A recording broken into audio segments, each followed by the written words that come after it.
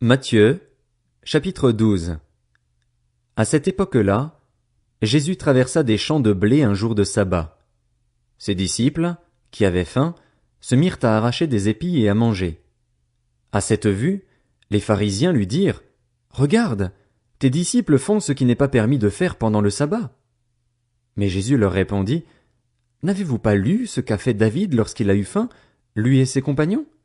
Il est entré dans la maison de Dieu et a mangé les pains consacrés que ni lui ni ses compagnons n'avaient le droit de manger et qui étaient réservés aux prêtres seuls.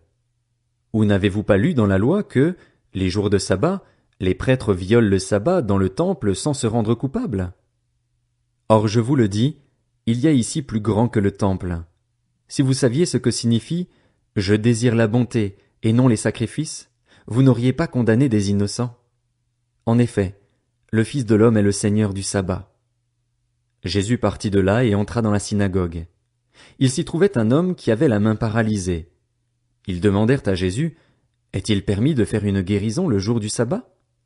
C'était afin de pouvoir l'accuser.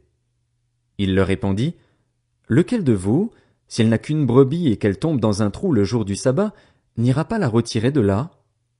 Or, un homme vaut beaucoup plus qu'une brebis. Il est donc permis de faire du bien les jours de sabbat. » Alors il dit à l'homme: « Tends la main. » Il la tendit, et elle devint saine, comme l'autre. Les pharisiens sortirent et tinrent conseil sur les moyens de le faire mourir. Jésus le sut et s'éloigna de là. Une grande foule le suivit. Il guérit tous les malades et leur recommanda sévèrement de ne pas le faire connaître, afin que s'accomplisse ce que le prophète Ésaïe avait annoncé. « Voici mon serviteur que j'ai choisi, mon bien-aimé qui a toute mon approbation. Je mettrai mon esprit sur lui, et il annoncera la justice aux nations. Il ne contestera pas, il ne criera pas, et personne n'entendra sa voix dans les rues. Il ne cassera pas le roseau abîmé et n'éteindra pas la mèche qui fume encore, jusqu'à ce qu'il ait fait triompher la justice. Les nations espéreront en son nom. » Alors on lui amena un démoniaque aveugle et muet, et il le guérit, de sorte que le muet parlait et voyait. Toute la foule disait, étonnée: « N'est-ce pas là le fils de David ?»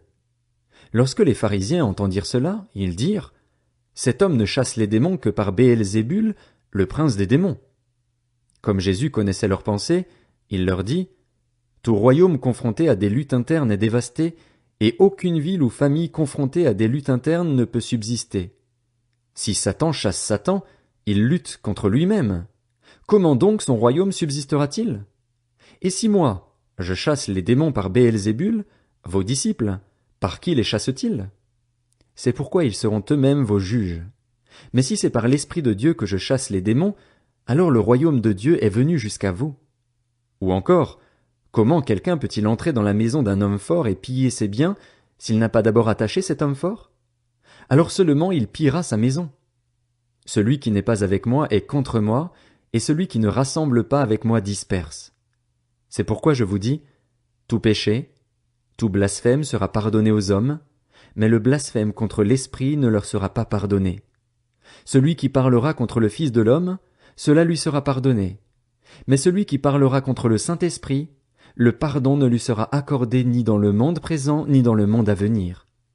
Dites que l'arbre est bon et que son fruit est bon, ou bien dites que l'arbre est mauvais et que son fruit est mauvais, car on reconnaît l'arbre à son fruit.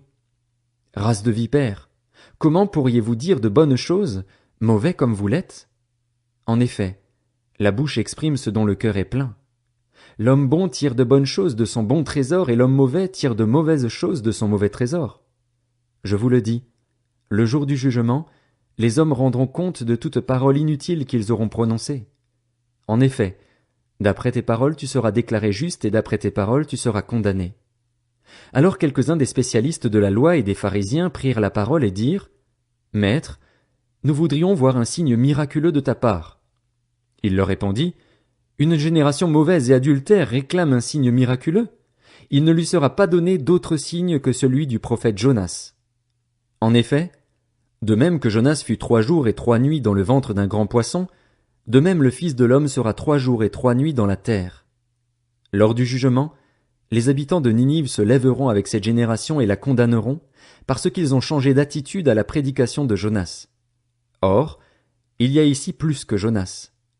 Lors du jugement, La reine du Midi se lèvera avec cette génération et la condamnera, parce qu'elle est venue des extrémités de la terre pour entendre la sagesse de Salomon.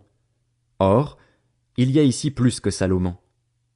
Lorsqu'un esprit impur est sorti d'un homme, il va dans des endroits arides pour chercher du repos, et il n'en trouve pas.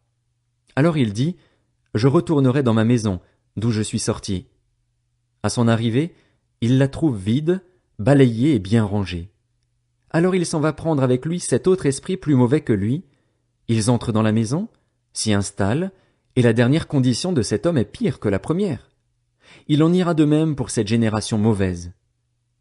Comme Jésus parlait encore à la foule, sa mère et ses frères, qui étaient dehors, cherchaient à lui parler. Quelqu'un lui dit, « Ta mère et tes frères sont dehors et cherchent à te parler. » Mais Jésus répondit à celui qui lui parlait, « Qui est ma mère et qui sont mes frères ?» Puis il tendit la main vers ses disciples et dit, « Voici ma mère et mes frères. En effet, celui qui fait la volonté de mon Père céleste, celui-là est mon frère, ma sœur, ma mère. »